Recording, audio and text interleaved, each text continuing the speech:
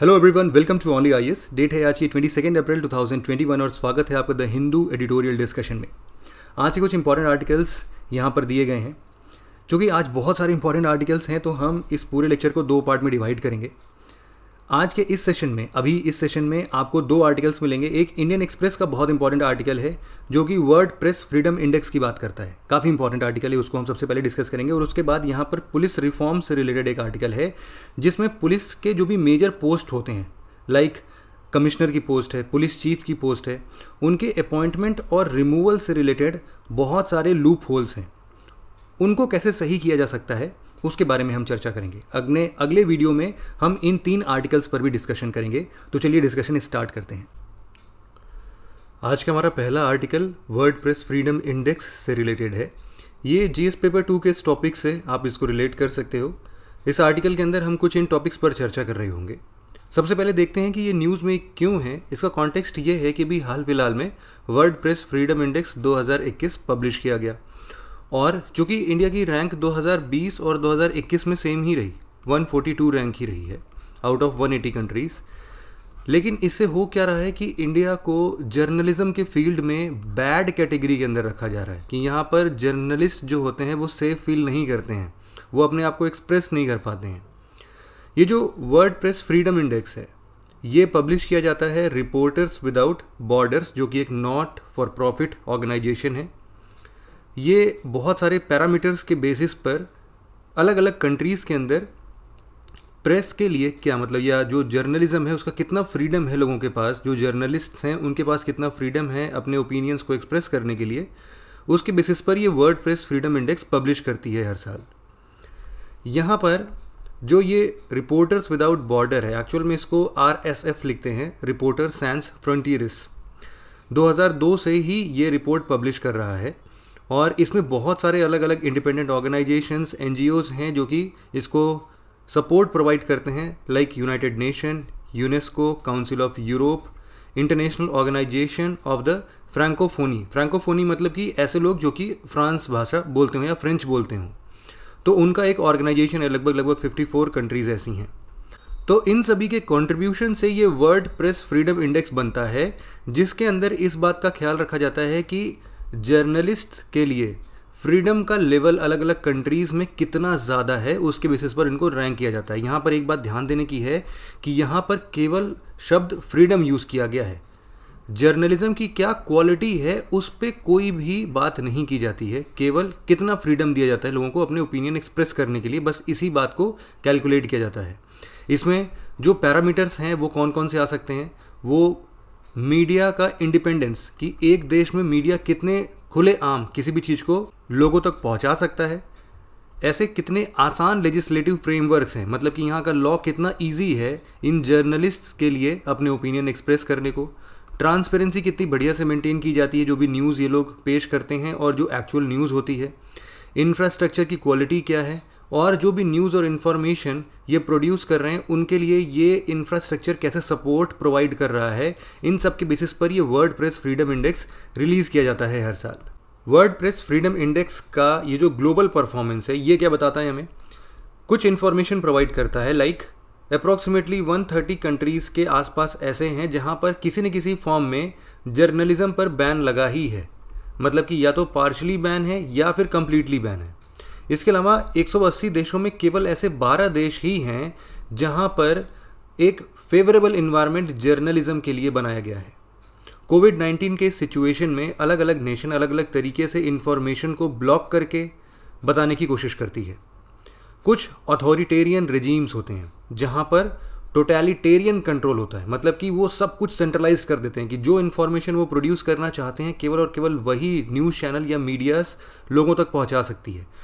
कुछ dictatorial democracies होती हैं। ये डेमोक्रेसीज ऐसी होती हैं कि ये डायरेक्टली तो मना नहीं कर सकते, तो ये क्या करते हैं, लॉज बना देते हैं। लॉज कुछ इतने रेस्ट्रिक्टेड होते हैं कि वो मीडिया पर्सनल्स को या फिर जर्नलिस्ट्स को अलाउ नहीं करते कि वो कौन सी इन्फॉर्मेशन को बाहर पब्लिक डोमेन में रख सकते हैं। तो दोनों अपने अपने लेवल पर कहीं ना कहीं जर्नलिज्म को ब्लॉक करते ही हैं। इसके अलावा अगर हम लोग लार्ज एशिया पैसिफिक रीजन की बात करें, एशिया पैसिफिक रीजन में मेजॉरिटी ऑफ द नेशन ऐसे हैं जहां पर ड्रैकोनियन लॉज हैं, वो नाम लेते हैं नेशनल सिक्योरिटी का, वो नाम लेते हैं कि हमारे स्टेट के पास कुछ सीक्रेट्स हैं जो कि हम पब्लिक डोमेन में नहीं रख सकते हैं, इनको मेंटेन करना पड़ेगा। नेशनल सिक्योरिटी के नाम पर बहुत सारे इन्फॉर्मेशंस को पब्लिक में लाने ही नहीं देते हैं। जबकि दूसरे तरफ हम देखते हैं नॉर्वे है, फिनलैंड है, डेनमार्क है, ये सब ऐसे नेशंस हैं, आप यहाँ पर देख सकते हैं जिसको ग्रीन कलर से डिनोट किया गया है। ये लोग जर्नलिज्म के गुड सिचुएशन में बिलोंग करते हैं और लगातार ये 5वां साल है जब नॉर्वे टॉप रैंक पर रहा है। यहाँ पर जर्नलिज्म के लिए कोई रोक टोक ऐसा सच नहीं है। जबकि इसके जस्ट ऑपोजिट वे में देखें, जहाँ पर हम बात कर रहे हैं चाइना की या फिर नॉर्थ कोरिया की या फिर तुर्कमेनिस्तान की, तो ये सारे ऐसे जगह हैं जो कि सबसे लास्ट में काउंट होते हैं। मतलब यहाँ पर जर्नलिज्म के नाम पर आप कुछ भी प्रोवाइड नहीं कर सकते हो बिना गवर्नमेंट की परमिशन के, हर एक चीज़ रेगुलेटेड होती है। इन सभी चीज़ों में इंडिया का क्या प्लेस रहा है? देखो, इंडिया जैसा कि हमने शुरुआत में डिस्कस किया कि बैड कैटेगरी में फॉल करता है।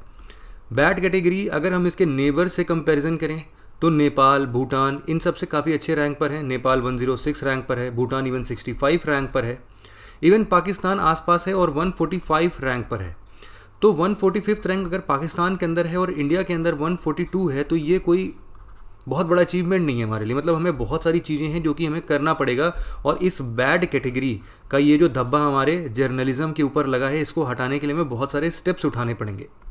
यहाँ पर एशिया पैसिफिक रीजन की बात इसलिए भी हो रही थी क्योंकि अगर हम लोग ये देखेंगे कितने जर्नलिस्ट की मौत हुई है इस साल 2020 में, तो majority of the black area आप देख रहे हो वो एशिया पैसिफिक रीजन का ही है।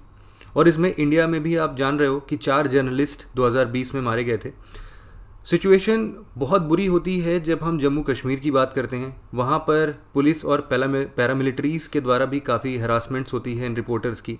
राइटर यहाँ पर कुछ इंसिडेंसेस को और काउंट कराते हुए इन जनरल बात करते हैं कि जो ये जर्नलिस्ट हैं इनके ऊपर बहुत सारे अटैक भी होने लगते हैं। हो सकता है कि ये पुलिस के थ्रू हो कि इनको कहीं पर रिपोर्ट करने नहीं दिया जाता है, उनको ब्लॉक कर दिया जाता है। बहुत सारे केसेस आपने भी देखे होंगे कि न्यूज़ चैनल पर जब कोई रिपोर्टर एक किसी जहाँ पर कोई भी जुर्म हुआ है या फिर ऐसे जगह पर वारदात पर पहुँचते हैं तो पुलिस उनको जाने ही नहीं देते हैं। तो ऐसे हरासमेंट प्लस ऐसे बहुत सारे पॉलिटिकल ग्रुप्स होते हैं जो कि जानबूझकर रिपोर्टर्स को सप्रेस करते हैं। बहुत सारे कंपेन्स उनके अगेंस्ट में चलने लगते हैं, हेट कंपेन्स चलते हैं। ऐसे हेट कंपेन्स हो सकता है पॉलिटिकली मोटिवेटेड हो। मतलब बहुत सारी ऐसे स्टेप्स उठाए जाते हैं जिससे कि जो जर्नलिस्ट अपना सही ओपिनियन पब्लिक डोमेन में रखना चाहते होंगे वो नहीं आ पाता है। मे बी ऐसा भी हो सकता है कि हमने अभी हाल फिलहाल में पढ़ा कि ड्रैकोनियन लॉज भी बहुत सारे फ्रेम किए जाते हैं, या फिर बहुत सारे न्यूज़ पॉलिटिकली मोटिवेटेड होते हैं, या फिर पेड न्यूज़ होते हैं, या फिर फेक न्यूज़ होते हैं। उन सभी न्यूज़ के चलते जो उनका एक रियल ऑब्जेक्टिव है वो भी कहीं ना कहीं धूमिल हो रहा है, धुंधला हो रहा है। और इसके चलते भी हम देखते हैं कि हेट स्पीच और मीडिया के अगेंस्ट भी ऐसे फैल रहे हैं। हमने हमेशा देखा है कि अगर कभी भी बात विमेन के राइट्स की होती है तो वहाँ पर कुछ ना कुछ जर्नलिस्ट ऐसे होते हैं जिनको किसी न किसी प्रॉब्लम का सामना करना पड़ता है। मतलब उनको खुल के कभी भी सोसाइटी में बोलने नहीं दिया जाता है। तो इस तरीके के बहुत सारे प्रॉब्लम्स हैं जो कि इंडिया में हम लोग देखते हैं और इनफैक्ट जर्नलिज्म के पुअर परफॉर्मेंस के पीछे यही सारे कारण हम देख सकते हैं। तो हमें ये पता है कि फ्रीडम ऑफ प्रेस जो है वो आर्टिकल 19 में इनहेरेंट है। मतलब कि आर्टिकल 19 क्या बोलता है? Freedom of speech and expression. और इसके अंदर हम लोग बोलते हैं कि इम्प्लिसिट है right to freedom of press. यहाँ पर हम लोग कुछ सर्टेन राइट्स की बात करते हैं जो कि स्पीच और एक्सप्रेशन के बिल्कुल आज़ादी की बात करता है कि हम फ्रीली कुछ भी अपने ओपिनियंस रख सकते हैं। लेकिन आपको भी पता है कि ये ऑब्सोल्यूट राइट नहीं है। ऑब्सोल्यूट ना होने का मतलब ये है कि इसके पास सर्टेन रिस्ट्रिक्शंस भी होंगे। जहाँ पर article 19 clause 1 sub clause A में सभी सिटीजन्स को ये छूट दी गई है कि आप स्पीच एंड एक्सप्रेशन की आज़ादी को महसूस कर सकते हो। वहीं पर आर्टिकल 19 क्लॉज 2 कुछ रेस्ट्रिक्शंस भी लगाता है। रेस्ट्रिक्शंस क्या हैं? जैसे कि अगर हम इंडिया की सोवेरेनिटी या इंटेग्रिटी को हर्ट कर रहे हैं या फिर उसके इंटरेस्ट के अगेंस्ट में कुछ भी चीज़ आ रही है तो उन केसेस में हम लोग freedom of speech and expression को परसू नहीं कर पाएंगे। इसी तरीके से पब्लिक ऑर्डर अगर कहीं पर बिगड़ता है, इसके चलते कुछ हेट स्पीचेस आते हैं जिससे कि पब्लिक ऑर्डर हमारा ख़राब हो जाए, तो उस केस में भी हम right to freedom of speech and expression को वायलेट करते हैं या फिर ये बंद कर दिया जाएगा। अगर हमारा रिलेशन किसी फ्रेंडली नेशन के साथ या फिर किसी भी फॉरेन स्टेट के साथ उस freedom of speech and expression को प्रैक्टिस करने से बिगड़ता है तो उस केस में भी प्रॉब्लम आएगी। तो ऐसे बहुत सारे डिफेमेशन का केस है, डिसेंसी और मोरालिटी का केस है, कंटेम्प्ट ऑफ कोर्ट के रिलेशन में बात की गई है। बहुत सारे ऐसे मैटर्स हैं जो इन पॉइंट से अगर रिलेट करते हैं तो उस टाइम पर आर्टिकल 19 का ये जो freedom of speech and expression है उसको हम कंटिन्यू नहीं कर पाएंगे।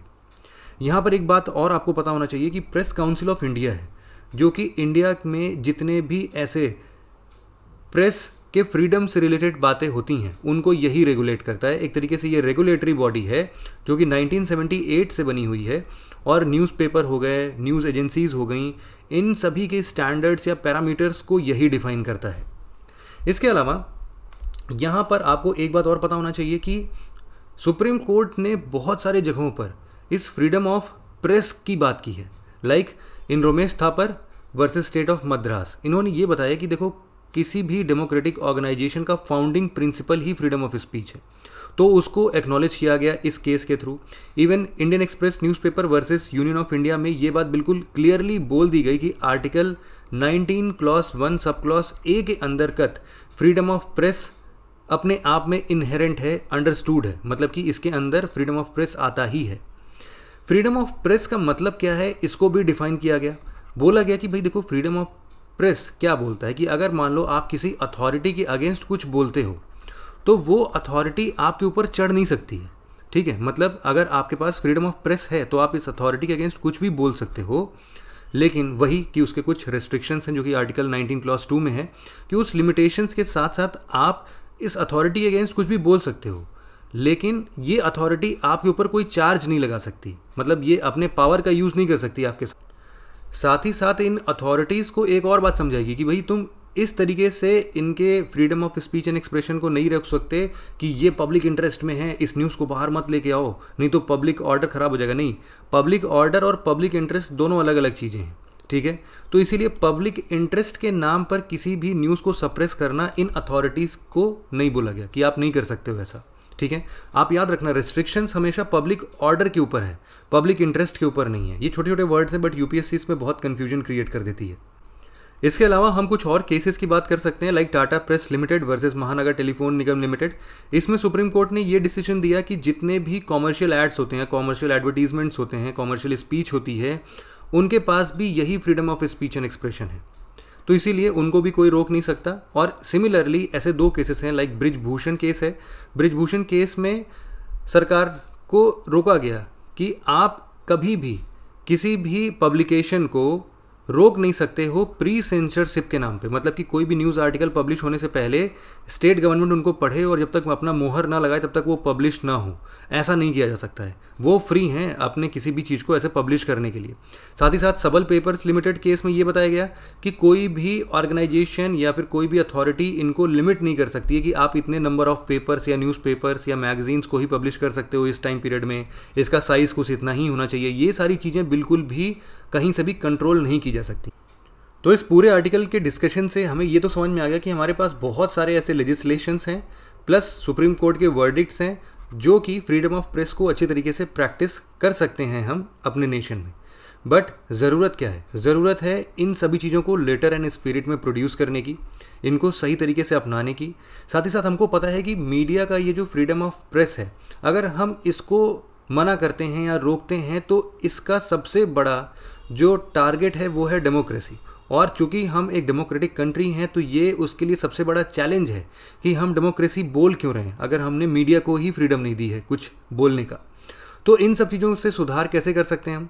देखो, जो सबसे बुरा अभी तक मीडिया के लेवल पर हम आम जनता समझते हैं वो है फेक न्यूज़, और फेक न्यूज़ को रोकना ही पड़ेगा। इसी फेक न्यूज़ के आड़ में बहुत सारे इंपॉर्टेंट न्यूज़ को भी रोक दिया जाता है।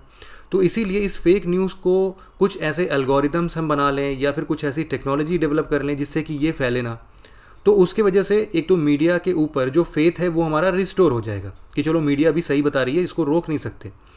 तो एक तो ये फेथ हमें वापस से रिस्टोर करने की ज़रूरत है। इन सभी लेजिस्लेशन और सुप्रीम कोर्ट के वर्डिक्ट्स को लेटर एंड स्पिरिट में प्रोड्यूस करने की ज़रूरत है, इसको सही तरीके से अपनाने की ज़रूरत है। और तीसरा, मीडिया के ऊपर भी एक रोल आता है कि भाई आप लोग खुद में जो मीडिया का एक एक्चुअल इमेज है वो इमेज हमेशा ट्रुथ की तरफ इशारा करती है, वो हमेशा एक्यूरेसी की तरफ, ट्रांसपेरेंसी की तरफ, फेयरनेस की तरफ, इम्पार्शियलिटी की तरफ हमें इशारा करती है। और इन्हीं चीज़ों की क्रेडिबिलिटी को मीडिया को मेंटेन करना पड़ेगा। तो अगर सब लोग एक साथ मिल के ऐसा काम करेंगे जिसमें स्टेट भी हो, मीडिया भी हो और फेक न्यूज़ को हम बंद भी कर सकें या फिर बहुत कम कर सकें, तो इन सभी चीज़ों में विन विन सिचुएशन आता है और यही इसके वे फॉरवर्ड में हम लिख सकते हैं। हमारा अगला आर्टिकल पुलिस रिफॉर्म से रिलेटेड है। हाल फिलहाल में पुलिस डिपार्टमेंट के जो भी मेजर पोस्ट्स हैं, लाइक कमिश्नर की पोस्ट है, उनके अपॉइंटमेंट और रिमूवल को लेके बहुत सारे क्वेश्चन मार्क लग रहे हैं और इनमें ऐसे रिफॉर्म्स भी थे जो कि ओवरड्यू चल रहे हैं बहुत ज़्यादा।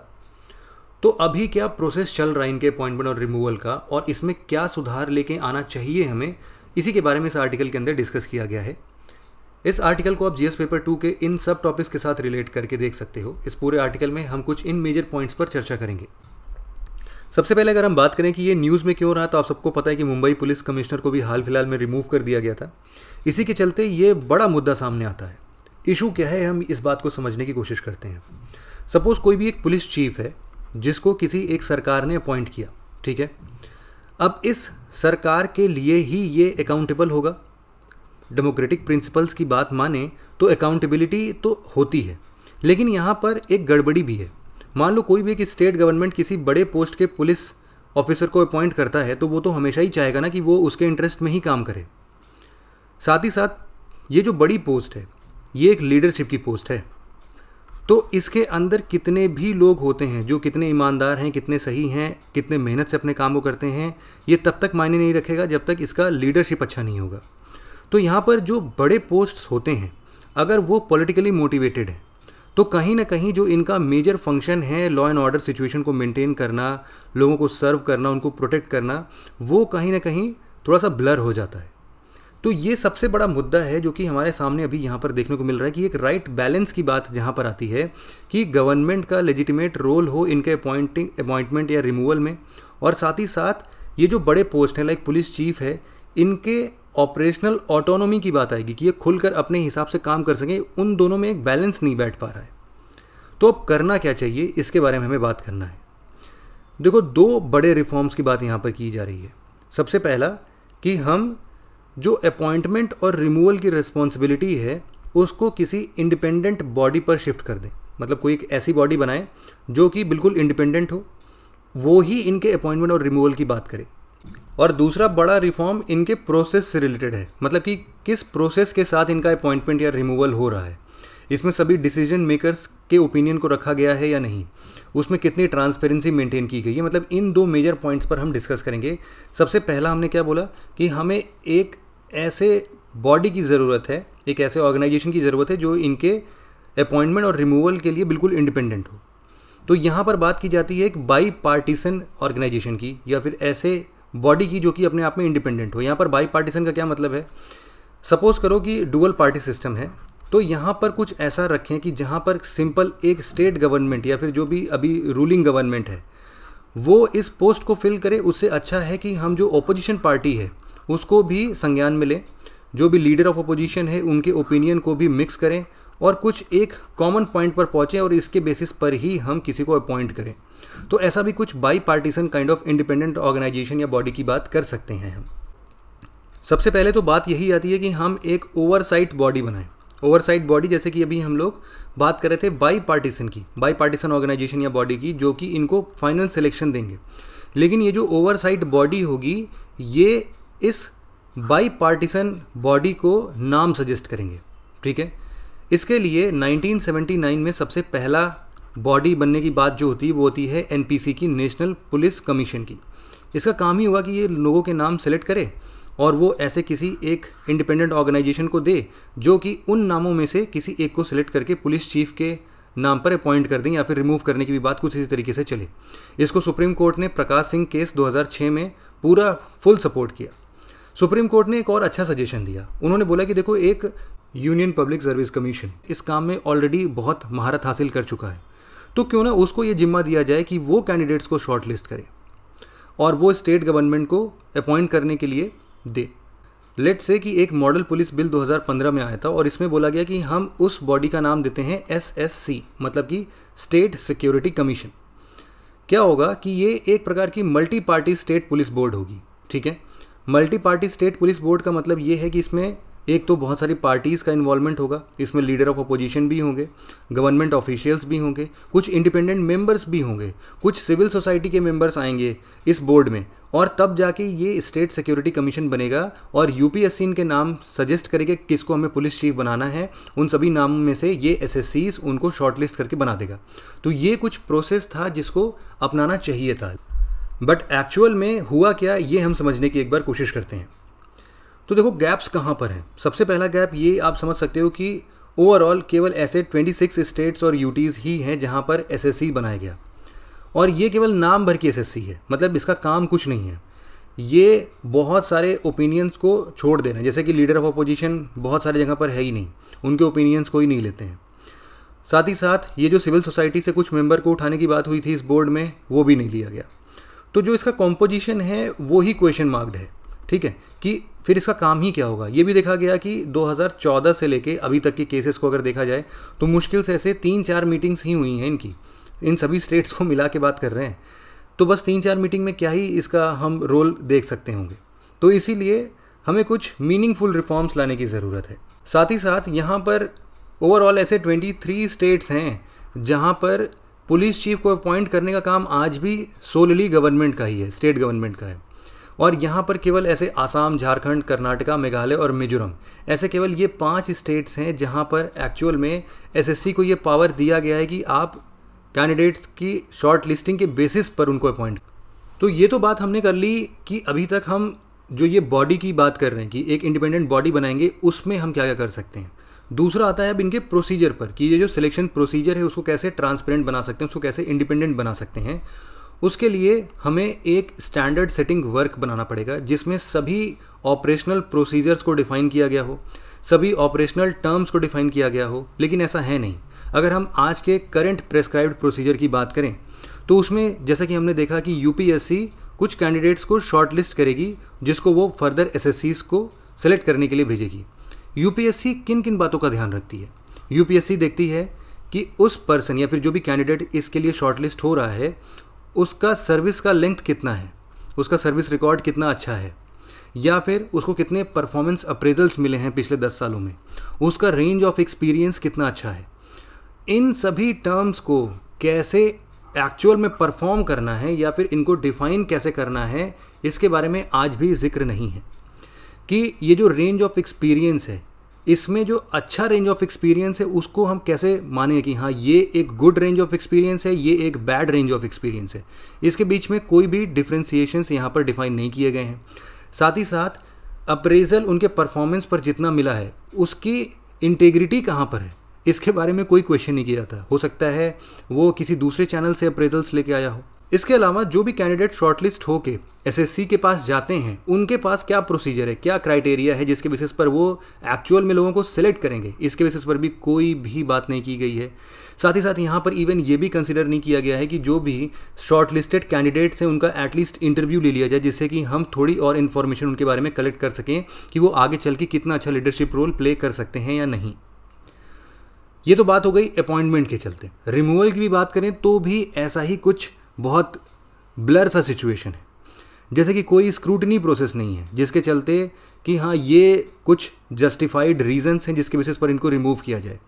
इनको हमेशा ऐसा बोला जाता है कि चलो हो सकता है एडमिनिस्ट्रेटिव ग्राउंड्स पर इनको रिमूव कर देते हैं, इनको पब्लिक इंटरेस्ट के बेसिस पर रिमूव कर देते हैं, लेकिन ये एडमिनिस्ट्रेटिव ग्राउंड्स, ये पब्लिक इंटरेस्ट है क्या, ये कहीं पर भी डिफाइन नहीं किया गया है। यहाँ पर अभी का प्रेस्क्राइब प्रोसीजर यही है कि जो स्टेट सिक्योरिटी कमीशन है वो रिमूव करने से पहले स्टेट गवर्नमेंट से पूछती है। अब आप समझ रहे हो, यहाँ पर आप गैप्स देख रहे हो कि एसएससी वापस से स्टेट गवर्नमेंट से पूछेगी कि इनको रिमूव करना है कि नहीं, और जैसा उनका डिसीजन होगा उसके बेसिस पर उनका टर्म एंड होता है। तो ये भी अपने आप में फिर से वही बात हो गई कि एक तरफ हम इस पूरे प्रोसीजर को इसलिए लेके ही आ रहे थे ताकि स्टेट गवर्नमेंट अपने आप में सोलली डिसीजन ना ले, बल्कि एसएससी उसके भी हाथ पर डिसीजन ले, लेकिन फिर से वही हो रहा है रिमूवल के प्रोसेस में। तो ये बड़े गैप्स हैं इनके रिमूवल प्रोसेस से रिलेटेड। तो इन सब से लड़ने के लिए हमारे पास वे फॉरवर्ड क्या क्या है। देखो, सुप्रीम कोर्ट का एक जजमेंट आया था कि ये जो स्टेट गवर्नमेंट है या फिर जो एक गवर्नमेंट है, इसका प्राइमा फेसी सेटिस्फैक्शन ही केवल ज़रूरी नहीं है, मतलब सफिशिएंट नहीं है कि वो किसी भी पुलिस चीफ को रिमूव कर दे, उसको जस्टिफिकेशन देना ही ना पड़े, बल्कि यहाँ पर एक ऑब्जेक्टिविटी होनी चाहिए, एक कंपेलिंग रीज़न होना चाहिए कि हाँ इन रीजंस के बेसिस पर हम इस पुलिस चीफ को रिमूव कर रहे हैं। तो ये बात सुप्रीम कोर्ट के जजमेंट में TP Sen Kumar versus Union of India 2017 का केस है, इसमें सुप्रीम कोर्ट ने ये अपना डिसीजन दिया था। तो बात यहाँ पर आती है कि हम डिसीजन मेकिंग प्रोसेस को इन स्टेट गवर्नमेंट से या फिर पॉलिटिकली मोटिवेटेड एक्शन से थोड़ा सा अलग करें। सबसे पहला स्टेप तो हमें यही करना पड़ेगा। इसके अलावा हम यूके से बहुत अच्छे से सीख सकते हैं। यूके का जो प्रोसेस है इन पुलिस चीफ को अपॉइंट और रिमूव करने का, वो बहुत ही शानदार है। शानदार किस सेंस में है कि उन्होंने पूरी की पूरी ट्रांसपेरेंसी बनाई रखी है। यहाँ पर police reform and social responsibility act 2011 के अंदर सबसे पहले पब्लिक कन्फर्मेशन की बात आती है कि किसी भी पर्सन को पुलिस चीफ अपॉइंट करने के पहले उनका पूरा एक पब्लिक हियरिंग होता है, आप ऐसा बोल सकते हो। पब्लिक कन्फर्मेशन हियरिंग के अंदर उनको बुलाया जाता है, उनको बोला जाता है कि जितने भी कैंडिडेट्स हैं वो आएँ, इस हियरिंग में पार्टिसिपेट करें। एक बड़ी सी मीटिंग होती है जिसके अंदर बहुत सारे अलग अलग काइंड ऑफ लोग बैठे होते हैं। पुलिस डिपार्टमेंट के भी होते हैं, गवर्नमेंट के साइड से भी होते हैं और इवन नॉर्मल सोसाइटी से भी लोग आते हैं। वो उनसे क्वेश्चंस करते हैं, कैंडिडेट्स की एबिलिटी को जज करते हैं और उनकी समझ के ऊपर, उनके आंसर्स के ऊपर ये डिसाइड किया जाता है कि कौन इस पोजीशन के लिए सबसे अच्छा रिस्पॉन्सिबल है, या फिर यहाँ पर कहीं पर भी पॉलिटिकल मुद्दा आया क्या, आता ही नहीं है। तो ये एक बहुत ही जस्ट प्रोसेस है जिसको हम फॉलो कर सकते हैं। यहाँ पर टाइम बाउंड मैनर में उनको क्रिटिकली एनालाइज करके उनकी अपॉइंटमेंट कर दी जाती है।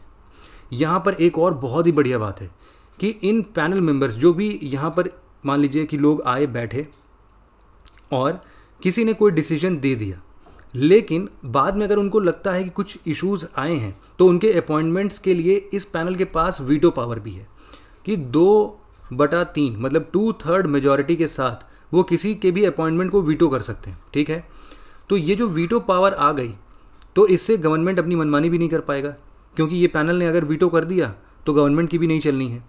रिमूवल्स के टाइम पर भी जो पुलिस चीफ है उसको पूरा मौका दिया जाता है कि बताओ कि तुम अपने केस को प्रेजेंट करो कि तुम्हारे ऊपर जो एलिगेशंस लगाए गए हैं वो कितने सच हैं, तुम्हारा क्या कहना है, और उसके बेसिस पर फिर ये रिमूवल को पूरे तरीके से प्लान किया जाता है। तो इस पूरे मुद्दे को कंक्लूड करते हुए हम इस नतीजे पर पहुंच गए हैं अभी कि हमें इस पूरे प्रोसेस को रिफॉर्म करना ही है। रिफॉर्म करते टाइम हम पॉलिटिकल न्यूट्रलिटी को मेंटेन रखेंगे, साथ ही साथ इस कॉन्टेक्स्ट में जितनी फेयरनेस हम लेके आ सकें उन सभी फेयरनेस को अपने एडमिनिस्ट्रेटिव रिफॉर्म के अंतर्गत लेके आएंगे। साथ ही साथ हम ऐसा नहीं करेंगे कि इस पूरे चेंज को इम्प्लीमेंट करने के जगह पर हम इतना लंबा उसको खींच दें या फिर बहुत डिले कर दें जिससे कि पुलिस अपने आप में डीमोरलाइज हो जाए कि भाई इस प्रोसेस में हमें जाना ही नहीं है, हम पुलिस चीफ बनना ही नहीं, हम जहाँ पर हैं वही सही है, और जो हमारा रूल ऑफ लॉ है उसको कोई हर्ट ना हो, है ना। जो डेमोक्रेटिक प्रिंसिपल्स हैं हमारे, उनको हम बिल्कुल स्ट्रेंथन करते हुए इन पुलिस रिफॉर्म्स को आगे ले जा सकते हैं।